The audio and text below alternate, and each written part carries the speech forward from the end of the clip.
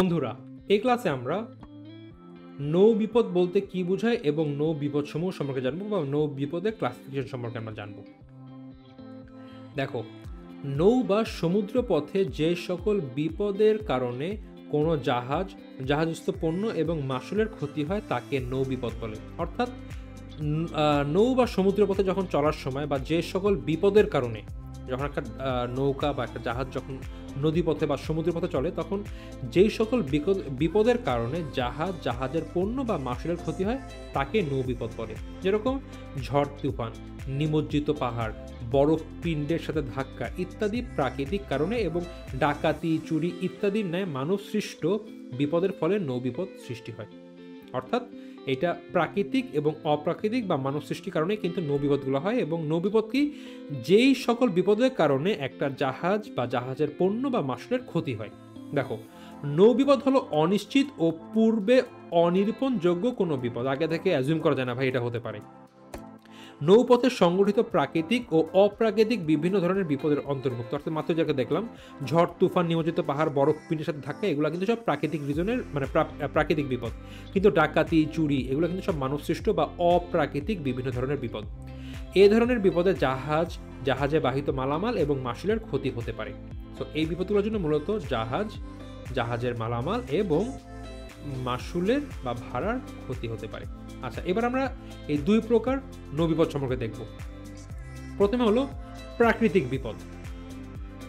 সমুদ্রের পথে জাহাজ চলাকালে প্রাকৃতিক কারণে সংগঠিত বিপর্যয় বা দুর্ঘটনা সমূহকে প্রাকৃতিক বিপদ বলে। অর্থাৎ প্রাকৃতিক কারণে যেই বিপর্যয় বা দুর্ঘটনা হয়, এরূপ বিপদ থেকে উদ্ধার পাওয়ার বিষয়ে মানুষের তেমন হাত নেই। মানুষ চাইলে কিন্তু এখান থেকে উদ্ধার করতে পারে না, কারণ প্রাকৃতিক বিপদ কখন ঝড় আসবে কেউ কি বলতে পারে, বা আসলে কি আটকে দিতে পারে কেউ?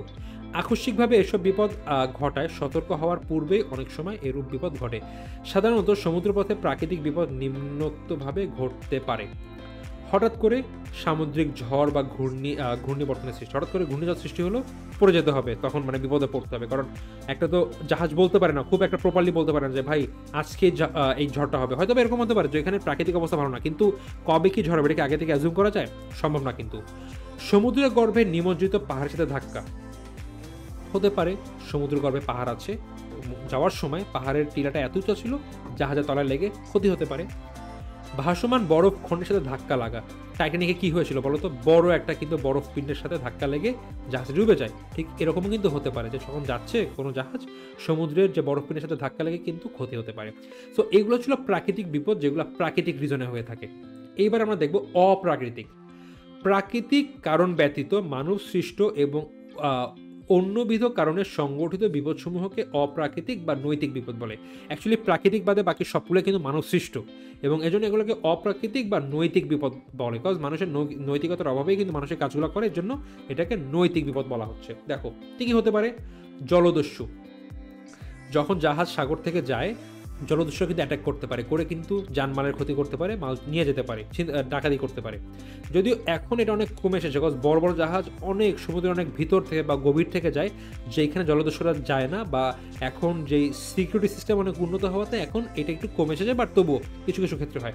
চোর ডাকাত, এটা বলতে পারো যে ভাই সমুদ্র পথে চোর ডাকাত কীভাবে হয়, বাট মাঝে মধ্যে হতে পারে। বা মনে করো কোনো একটা জাহাজ বন্দরে ভিড়ানো আছে, আস্তে করে পাশে থাকা ছোটো জাহাজ এসে একটা কন্টেনার নিয়ে গেল, নিতেই পারে। বিকজ তুমি যদি মোংলা পড়ে যাও বা ইসে যাও, দেখবে হাজার হাজার জাহাজ একদম মিশে দেওয়া।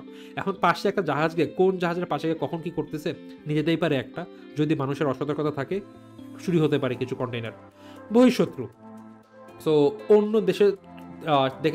অন্য দেশ থেকে যাচ্ছি, দেশের বর্ডার থেকে বা কোনো একটা বহিঃশত্রু দেশ, তারা চাইলে কিন্তু অ্যাটাক করে ক্ষতি করতে পারে। যুদ্ধ জাহাজ বা রণপোত, অর্থাৎ এটাকে বলা হয় ওয়ারশিপ। সো অন্য দেশ যখন ওয়ার্ল্ড ওয়ার কিন্তু সব জায়গায় দেশের যে সীমানা, নদী সীমানা বা পানির সীমানা, সেখানে কিন্তু ওই দেশের যুদ্ধ জাহাজ থাকে বা সাবমেরিন থাকে।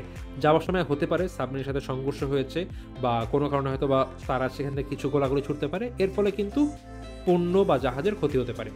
গ্রেফতার বা আটক, এই হচ্ছিল একটা দেশ, এই আর একটা দেশ, আর ধরেন এই একটা দেশ, এই দেশের জাহাজ যাচ্ছে এখান থেকে, ইন দ্য মিন টাইম এই দেশের সাথে এদেশের যুদ্ধ লাগলো, তো এদের সীমানা দিয়ে যখন যাবে চাইলেই কিন্তু তখন ওই দেশের যে নেভি তারা কিন্তু ধরে ফেলতে পারে যে ভাই তুমি ওই দেশের জাহাজ আমাদের এখানে কেন ঢুকছো, আমাদের মধ্যে এখন যুদ্ধ অবস্থা, তোমাকে আমি আটক করতেই পারে। তখন কিন্তু জাহাজ পণ্য সব কিছুরই ক্ষতি হবে।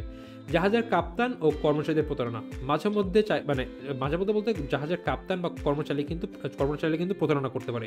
তারা হয়তো কি করতে পারে, জাহাজের কিছু পণ্য অন্য জাহাজে তুলে দিল, হয়তোবা নিজেদের একটা তারা মালিকের সাথে বেইমানি করে যাওয়ার পথে প্ল্যান করে অন্য জাহাজে কিছু কন্টেনার তুলে দিল, তারা বিক্রি করতে পারে, করতেই পারে, প্রতারণা করতে পারে, এতে কিন্তু ওভারঅল ক্ষতি হয়। পণ্য নিক্ষেপণ বা জেটিসন, আচ্ছা এটা নিয়ে আমরা আগামীতে পড়বো।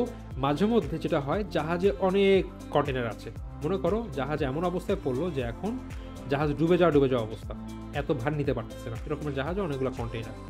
এখন ভাবলো যেহেতু একটা একটু ভারী হয়ে গেছে, কাজ করি এই 2টা কন্টেনার ফেলে দেওয়া যায়। তখন কি করে, এরা কিছু কন্টেনার জাহাজ থেকে ফেলে দেয়, যার ফলে সম্পূর্ণ জাহাজ ডুবে যাওয়ার হাত থেকে রক্ষা পায়। এই 2-1টা বাকি সকল কন্টেনার বাঁচানোর জন্য এই 2-1টা যে কন্টেনারকে যে ফেলে দেওয়া হয়, এটাকে বলা হয় কিন্তু পণ্য নিক্ষেপণ বা জেটিসন। অগ্নিসংযোগ ও বিস্ফোরণ, চলার মধ্যে জাহাজে অগ্নিসংযোগ ঘটতেই পারে বা মেশিন বা কোথাও বিস্ফোরণ হতে পারে, এর ফলে কিন্তু বিশাল অগ্নিসংযোগ ঘটতে পারে, যার ফলে কিন্তু জাহাজেরও ক্ষতি হতে পারে, পণ্যেরও ক্ষতি হতে পারে। এবং হরতাল, ধর্মঘট, দাঙ্গা হাঙ্গামা, যেসব কর্মচারীরা আছে তারা হয়তো বা পোর্টে হরতাল করলো, ধর্মঘট করলো, এর ফলে কিন্তু দেখা যাবে যে শিপ আজকে ছাড়ার কথা ছাড়ছে না, যারা যাবে কর্মচারীরা কেউই শিপে উঠবে না, বিভিন্ন রিজনে তারা হরতাল করছে, এর ফলে কিন্তু সময় অতিবাহিত হওয়ার জন্য কিন্তু পণ্যের ক্ষতি হতে পারে। সো এইগুলো ছিল সব অপ্রাকৃতিক বিপদ যেগুলো মানব সৃষ্ট। সো বন্ধুরা, আশা করি তোমরা নৌ বিপদ সম্পর্কে আইডিয়া পেয়েছো। এই ক্লাসে এ পর্যন্তই, দেখা হবে পরবর্তী ক্লাসে।